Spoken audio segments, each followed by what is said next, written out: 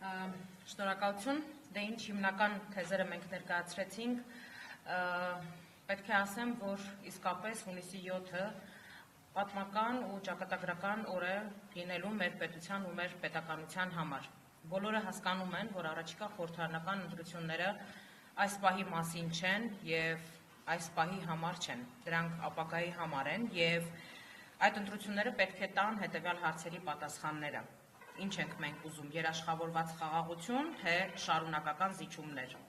համերաշխություն, թե պառակտում, բարեկեցություն, թե աղքատություն։ Կարծում եմ մեզանից յուրաքանչյուրը շատ լավ գիտի այս հարցերի պատասխանները եւ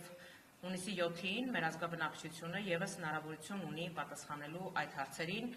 իր ընտրությամբ, իր կայացրած որոշմամբ, թե ինչպիսի Հայաստանում էինք ուզում ապրել, ինչպիսի իրականության հետ այլևս չի ուզում համակերպվել եւ ինչ ապագա է ուզում կերտել իր եւ իր զավակների համար։ Մենք առավել քան վստահ ենք, որ այն կարգախոսը, որով մենք մասնակցում ենք ընտրություններին եւ այն քաղաքական թիմը, որով մենք մասնակցում ենք ընտրություններին եւ այն ծրագիրը, որով մենք մասնակցում ենք ընտրություններին, իզորու է ստանձնել պատասխանատվություն, ունի հստակ ճանապարհային քարտեզ առկա բոլոր խնդիրների լուծման վերաբերյալ, ունի ղեկավար, որը տիրապետում է ստեղծված իրավիճակներին եւ հատկապես տնտեսության զարգացման տեսլականին տիրապետում է 100%-ով, այնպես որ մենք ընտրություններին գնում ենք հստակ հաստատակամությամբ, ավելի լավ, ավելի բարեկեցիկ ու երաշխավորված անվտանգությամբ Հայաստան կերտելու ցանկությամբ։ Շնորհակալ եմ ուշադրության համար եւ եթե կան հարցեր, ապա սիրով պատրաստ ենք դրանց պատասխանել։ Համեցեք։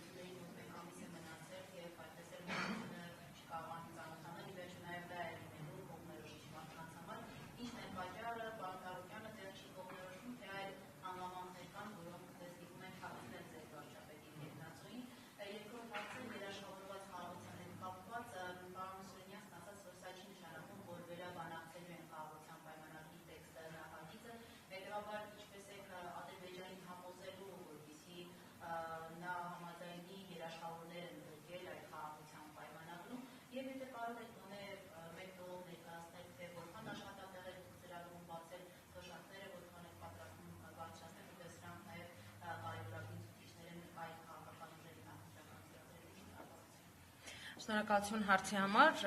կարծում եմ դահլիճում առկա լրատվամիջոցների իմ գործընկերների մեծամասնությանը հետաքրքրող ամենակարևոր հարցերից մեկը դուք հնչեցրեցիք, մասնավորապես խոսքը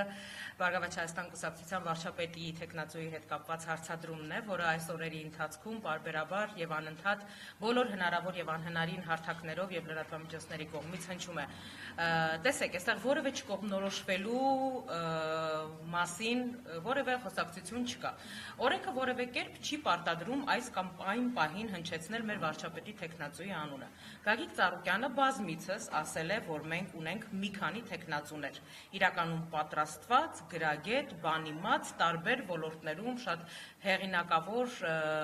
այսպես մասնագետներ եւ լավ ճանապարհ անցած։ Եվ որևէ կաշկանդվածություն չունենք ցանկացած պահին անուն հրապարակելու։ Սակայն նաեւ միևնույն ժամանակ որևէ շտապելու հարց չունենք։ Մենք գնում ենք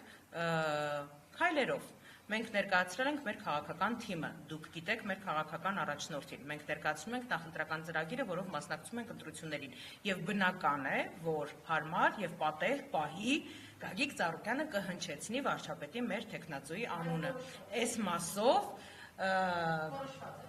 ես ձեզ վստահեցնում եմ, որ շատ շուտով առաջիկա օրերին դուք կլսեք վարչապետի մեր թեկնածուի անունը։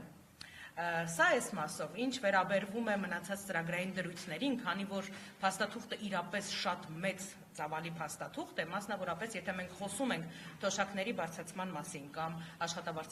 նվազագույն աշխատավարձի բարձրացման մասին, բնականաբար մենք ունենք բոլոր այդ տնտեսագիտական հաշվարկները, մասնավորապես, որ թոշակները պետք է բարձրացվեն համապատասխանեցվելով նվազագույն սպառողական զամբյուղին, այնուհետև 2027 թվականից սկսած արդեն համապատասխան գնաճին, ինֆլյացիայի տեմպերին, դրանք պետք է փուլային տարբերակով էլ ավելի բարձրացվեն։ 27 թվականից նվազագույն աշխատավարձը պետք է հավասարեցվի 150,000 դրամի, պետք է ստեղծվեն աշխատատեղեր,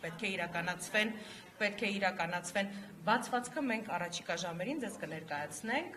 պետք է իրականացվեն տնտեսական մեգանախագծեր, որոնք որ Հայաստանում ապահովելու են հազարավոր աշխատատեղեր, դրանցից հենց մեկը Հատիսում Հիսուս Քրիստոսի արձանի կառուցման ծրագիրն է, որը բոլոր տնտեսագիտական հաշվարկներով եւ հիմնավորվածությամբ ստեղծելու է աշխատատեղեր, ենթակառուցվածքներ են բացելու, զբոսաշրջության զարգացմանն է